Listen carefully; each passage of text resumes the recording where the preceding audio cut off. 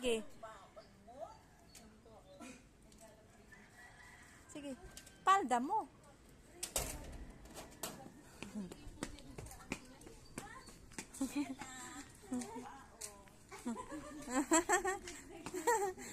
Ano sasabihin mo? Tapos pagbalik niyan, te, hala, may baon ka. Nak, may baon ka pa dito sa bag, no? Hindi ko na-check yung baon. Ubus na ba yung baon mo? Hindi nga po nakakain eh. Kasi Ay, parang ayaw mo kainin. umuwi na lang po sa bahay na niya inaano. Ay, hindi ka tataba yan. Nako. Hindi ganyan tataba. Parang nalingo din. Ito. Oy, pasok mo sa... Uy, yung isa pang ano yan, bigay mo kay teacher kasi may amutan daw sila eh. Para sa... Para magluluto daw ng ano, fried chicken kay may ano daw bukas.